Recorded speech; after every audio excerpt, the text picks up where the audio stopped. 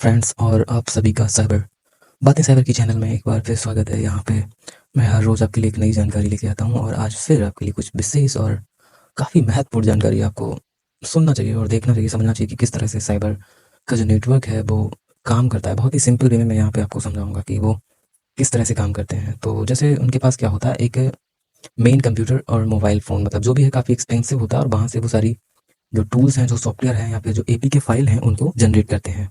उसके बाद भी उसको सर्कुलेट करने के लिए अपनी टीम के जो है अन्य सदस्य हैं उनको भेजते हैं और उनसे फिर बहुत सारी चीज़ें एक्सेस करते हैं। तो यहाँ पर क्या है, वो कंप्यूटर, मोबाइल फ़ोन, फर्जी सिम कार्ड, फर्जी बैंक अकाउंट होल्डर, बीओआईपी सिम और प्रॉक्सी वीपीएन इन चीज़ों का इस्तेमाल करते हैं बड़े पैमाने पर।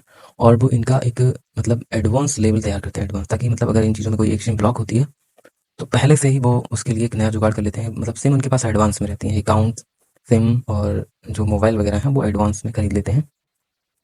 फिर उसके बाद क्या करते हैं कि वीओआईपी और प्रॉक्सी वीपीएन का इस्तेमाल करते हैं।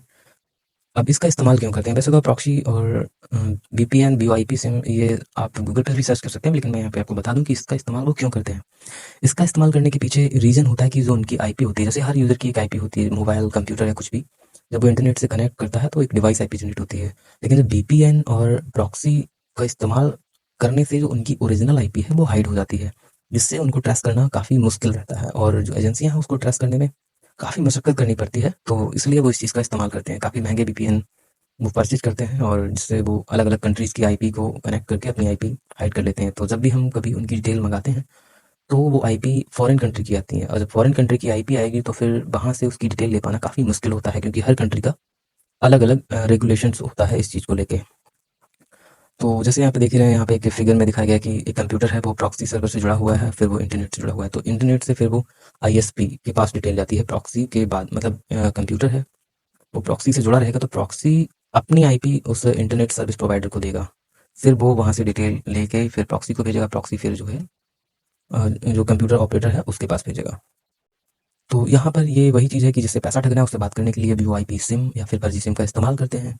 हमको ऐसा लगता है कि ये जिस सिम से बात कर रहे हैं तो इसका मतलब है कि जिसका सिम है वही असली क्रिमिनल है, लेकिन ऐसा नहीं होता है। क्रिमिनल उसके पीछे होता है, मतलब वो अपने आप को कभी सबके सामने उजागर नहीं करते हैं कि वो हैं, वो अपनी आइडेंटिटी को हमेशा छिपा के रखते हैं।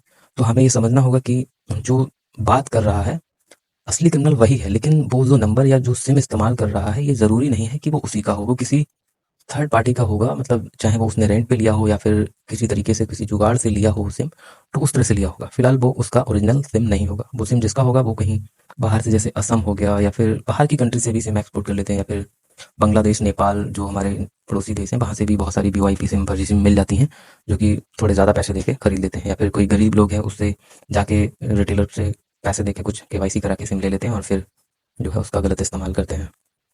व्हाट्सएप और टेलीग्राम से बात करने के लिए अक्सर वीओआईपी या सॉरी वीपीएन या प्रॉक्सी का इस्तेमाल करते हैं, क्योंकि इन चीज़ों का इस्तेमाल करेंगे तो व्हाट्सएप से जब भी उसकी डिटेल हम लोग मंगाएंगे तो फिर वहाँ पर क्या है, उसकी जो लास्ट आईपी आएगी वो विदेश की हो सकती है, कहीं मतलब ऐसी जगह की होगी जो उसका रियल लोकेशन नहीं होगा।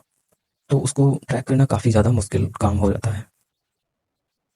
अब इन सभी टूल्स का इस्तेमाल कैसे करते हैं, मतलब क्या तरीका होता है इनका इस्तेमाल करने का? तो भई तरीका यही है कि मेन कंप्यूटर या मोबाइल फ़ोन जो है वो मास्टरमाइंड हैकर द्वारा चलाया जाता है और वही वहीं से सारे टूल्स डेवलप करता है। उस हैकर द्वारा कंप्यूटर की जो चीज़ें हैं उनका इस्तेमाल करके फर्जी लिंक्स, एपीके फाइल, फर्जी वेबसाइट जो काफ़ी कुछ हद तक गवर्नमेंट की वेबसाइट या फिर जो बहुत ही ज़्यादा फेमस वेबसाइट है उनसे मिलती-जुलती होती हैं, और एपीके फाइल जो हैं वो प्ले स्टोर पर अवेलेबल एपीके से मिलती-जुलती होंगी और उनमें कुछ लिखा होगा कि अपडेट योर केनरा बैंक या फिर जो भी है शादी कार्ड, या मतलब बहुत ऐसी जो योजनाएँ गवर्नमेंट चला रही है वो सारी उसमें लिखी रहती हैं। तो हम लोग समझ नहीं पाते हैं कि इस फाइल को अपडेट करेंगे तो फिर क्या होगा? हम उसे क्लिक करते हैं वो अपने आप ही अपडेट हो जाती है, मतलब क्लिक करने पर वो अपडेट हो जाएगी और मतलब उसमें हाइड हो जाएगी फ़ोन के अंदर। ग्रुप के सभी सदस्य हैं उनको उसके बारे में, जो मास्टरमाइंड हैकर है वो ये सब चीज़ बता देता है कि किस तरह से जो एपीके फाइल या मैलवेयर या लिंक जो बनाए हैं उनको, जिनके साथ स्कैम करना है, किस तरह से उनको डील करना है, तो वो उनको बता दिया जाता है। और उन्हीं ग्रुप के कुछ लोग हैं, वो लोगों से मिल के उनकी जो सिम कार्ड है या फिर रिटेलर जो होते हैं, उनसे संपर्क करेंगे और उनसे कुछ ज़्यादा पैसे देके ऐसे लोगों की जो सिम लेंगे जो मतलब उनसे काफ़ी दूर रहते हैं या फिर वो उन्हें जानते भी नहीं हैं, बस उनको पैसे का लालच देके सिम लेके फिर उस सिम के ज़रिए साइबर मतलब इस तरह के क्राइम करते हैं, ऑनलाइन फ्रॉड वगैरह होते हैं। तो फर्जी बैंक अकाउंट कैसे मिलते हैं? तो फर्जी बैंक अकाउंट के पीछे का भी वही रोल है कि उसी टीम के कुछ लोग क्या है कि इधर-उधर जाते हैं घूमने के लिए, जैसे कभी टूर पे निकल गए बिहार या फिर राजस्थान, मतलब किसी भी राज्य में या किसी भी जगह पे जाएँगे, चलते-फिरते लोगों से बातचीत करेंगे, कभी-कभी बैठ के बातचीत करेंगे, कुछ जॉब का लालच देंगे और उनसे कहेंगे कि आपको ये अकाउंट देना है, हम आपकी जॉब लगा देंगे, इसमें आपका पैसा आने लगेगा। तो भई मन में लालच आता है तो आदमी फिर अकाउंट दे देता है। अक्सर वही चीज़ें कि जिनके पास पैसे की कमी होती है या फिर लालची होते हैं और या फिर जॉब की रिक्वायरमेंट होती है, क्योंकि आजकल बेरोज़गारी बहुत ज़्यादा है, तो जॉब का छोटा-सा ऑफ़र मिलने पर भी आदमी अपनी इस तरह की डिटेल शेयर कर देता है कि बैंक की अकाउंट तो मेरे पास से जा रहा है, उसमें मेरे साथ कोई ऐसा स्कैम नहीं होगा। फिर धीरे-धीरे कमीशन के बेस पे उससे कहेंगे कि आप अगर अपना ओटीपी और ये मतलब दे दें तो हम जो है कमीशन काट लें और इतना पैसा आप रख लीजिएगा। इस तरह से उनको बैंक अकाउंट आसानी से मिल जाते हैं। और हमको लगता है जिसके साथ स्कैम होता है कि ये पैसा जिसके अकाउंट में गया है वही असली क्रिमिनल है। लेकिन असल में ऐसा नहीं होता है, क्योंकि वो अकाउंट जो जिसमें पैसा गया है वो हैकर द्वारा रेंट पे उधार लिया गया होता है, या फिर कई बार ऐसा होता है कि वही किसी गरीब आदमी के पास जाएँगे, उसे बैंक में ले जाएँगे, बैंक में ले जाकर उसकी केवाईसी और तमाम चीज़ें करा के उसमें मोबाइल नंबर अपना ऐड करा देंगे और उस अकाउंट को ऑनलाइन मोड में यूपीआई बनाकर इस्तेमाल करेंगे।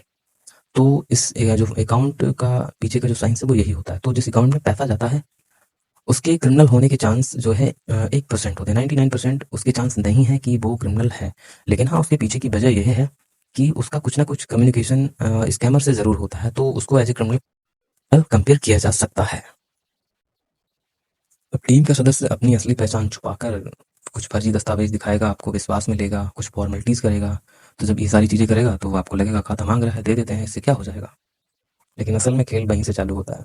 फिर इसके बाद क्या है, डेबिट कार्ड की जानकारी भी ले लेगा कि आपके खाते में पैसा जो आएगा उसका कुछ कमीशन आपको देने के बाद बाकी पैसा हमको आप वापस कर देंगे। तो वो कहेगा कि अपनी क्रेडिट कार्ड की डिटेल या जो एटीएम कार्ड है उसकी डिटेल भी हमको शेयर कर दो।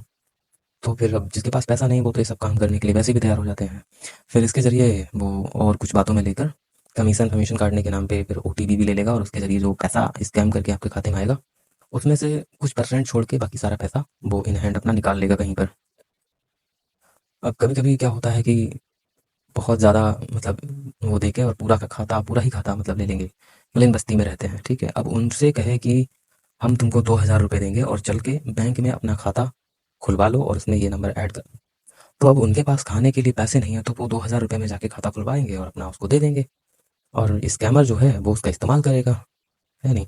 पूरा कंट्रोल उसके पास पहुँच जाएगा और फिर वो इसी तरह से मतलब उसका जो फ्रॉड का पैसा मँगाने में उसका इस्तेमाल करेगा।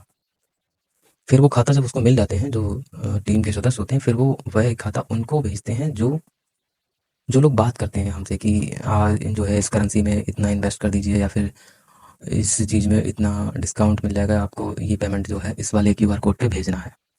तो उसी टीम के सदस्य हैं अपने ऊपर वालों को वो चीज़ें भेज देते हैं कि भई तुमको ये खाता उपलब्ध करा दिया और इस खाते में जिससे बात कर रहे हो उससे पैसा डलवाओ। तो उन्हीं टीम के कुछ सदस्य होते हैं उस पैसे को सेटलमेंट करते हैं। तो इस प्रकार जो है हैकर के पास बहुत से बैंक खाते होते हैं धनराशि निकालने के लिए और वो कभी भी अपनी असली आइडेंटिटी का इस्तेमाल नहीं करते हैं।